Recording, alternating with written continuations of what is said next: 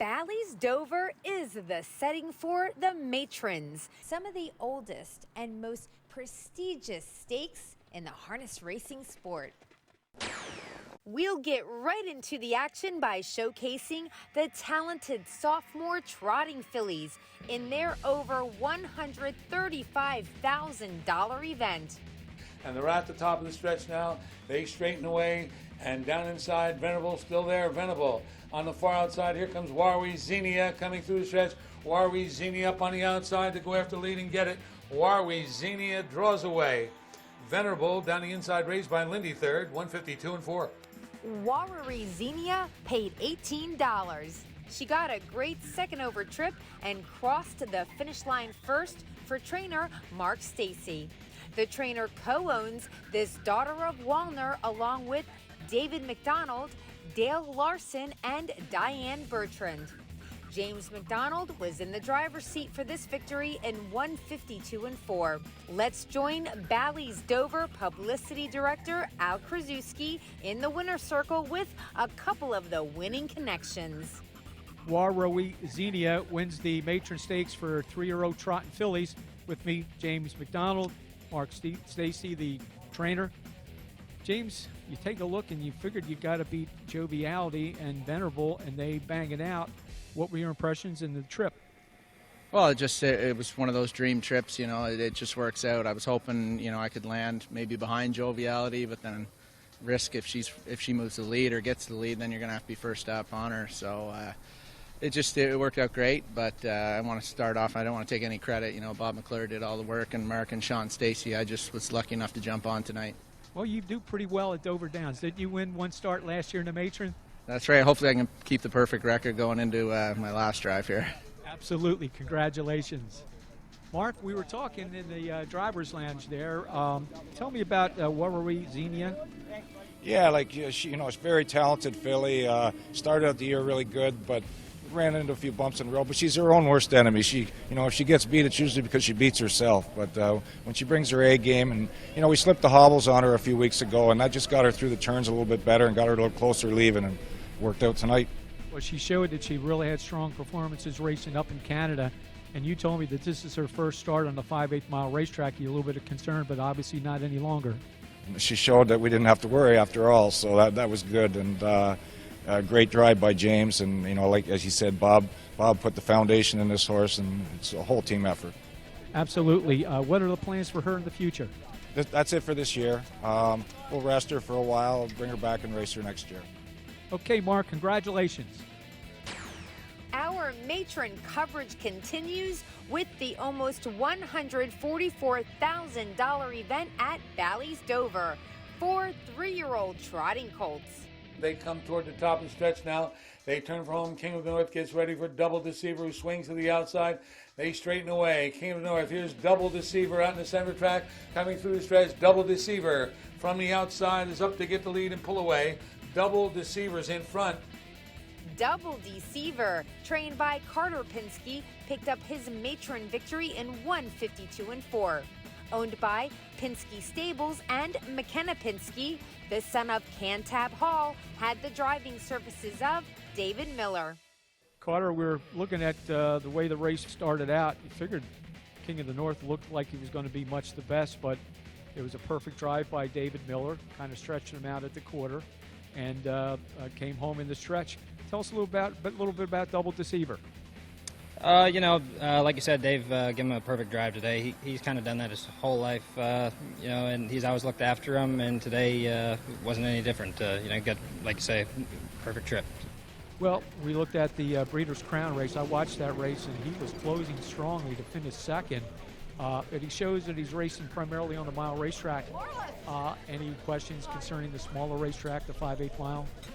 No, he can get around any. He's a smaller horse. He can get around any track. He's raced Yonkers, all over PA and stuff like that. So yeah, he's been at the Red Mile, but track doesn't matter to him. What's the future plans for Double Deceiver? He's in the Harrisburg sale tomorrow. Really? Get your checkbook out. Carter, congratulations. Have a good day.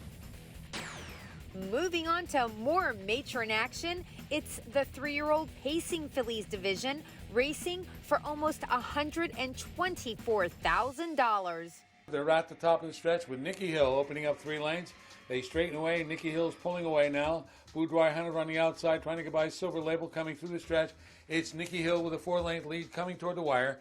Niki Hill did it easily. Boudoir Hunter races up into second, up for third. Wiggly Innocent in 1:49 and 4/5. Niki Hill, the 2021 United States 2-year-old pacing filly of the year, picked up an impressive victory in this season's Matron stake.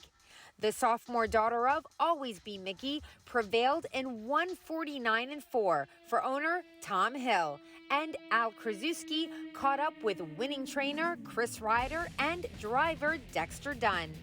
Dexter, you got away 4th, and what was your plan and objective? Obviously, Niki Hill was prohibitive favorite. Tell us about the journey. Yeah, I didn't want to rush it too much into that first turn. There's a bit of speed from Big Colt and Toddy out wide, and we got away 4th. Probably we got away 3rd. I might have moved it to the front, but once we got away 4th, I just took my time, and she felt so good tonight. She couldn't have done any better. She was pretty amazing, actually. Yeah, 149 and 4 the last quarter, 27 and 1 the last half, 54 and 2. Very impressive. How does she rank? I mean, you've been driving a lot of nice Colts and fillies. Where does she stand? Oh, on the female side, she's right up there with Party Girl Hill. She's just, had a bit of a miss most of the season, come back late, and every run's been amazing from her. So looking forward to it next year, actually. Good. Congratulations, Dexter. Chris Ryder. Chris, congratulations. Tell us about Niki Hill. What you saw in her. I mean, she's now approaching over $1.2 million. 149 and 4. She did it easily, as Dexter said. Right. Well, there's not much I can tell you, excuse me, but I think she's a reputation that, what you saw tonight is Niki Hill. She's done it plenty of times, and I think she's getting better as she's getting older. She's a big mare, and she's getting strong, and bit of a shame she's just blossoming now, really. But we'll continue it next year. I noticed that she's lightly raced. She's only had 15 lifetime starts, 5 wins, and she's first or second 4 out of the 5. Any reason for racing her lightly? She had a lot of feet problems when we came back and raced in the spring or early summer, and made a break, cut a leg, and took a long time to get over it, and here we are. Yeah. And fantastic. You did say that she's coming back next year? Yes. Fantastic. And lastly, let's check out the pacing Colts in Matron competition at Bally's Dover, going for a purse of over $158,000. They come toward the top of the stretch. Please let me know. It's about 4 or 5 wide from the back of the pack. They're ready to turn for home, and it's Pebble Beach on top. Pebble Beach. I did it my way, racing in second on the outside. Energetic Hanover moving up. They come through the stretch. It's Pebble Beach trying to get there. Pebble Beach is going to do it. Pebble Beach is in front. Pebble Beach, trained by Noel Daly, was victorious in 151 and 2 with Todd McCarthy in the bike. The 3-year-old son of Down by the Seaside is owned by Patricia Stable, Joe Spiracco, Country Club Acres, and LA Express Federa Dio Valente. A couple of the owners, Lou Manfredi and Harvey Freed, gave their thoughts on the prized pacer. We really feel he's the best 3-year-old in the country, and probably will win the 3-year-old Colt of the Year. And we're very happy to end his career, here at Dover. And it's been a fantastic year with him. And I went to Canada both times, and very exciting. He's just fantastic. And we're putting him out as a stud. It was already released yesterday. He will be at Diamond Creek and he'll be standing in Kentucky. Now, when you decided that you wanted to own this horse, what was it about it that made you want to be a part? Well, my partner here picked him out of the video. I look at every video during the sale, which is almost 1,000 of them, and he was the first time down by the seaside. That was his, last year, and he just was exceptional in the video, and very well put together, very, very good horse, and he's been he's been everything we could ask for and more. Now, you let him choose the horse. Does that mean he's the brains of the operation? No, not necessarily. No. The brains is in the trainer's room. The brains right is there. Noel Daly. Noel He's Daly. the one. Without Noel Daly, there is no horse. Congratulations to all of the 2022 3-year-old Matron champions and their connections.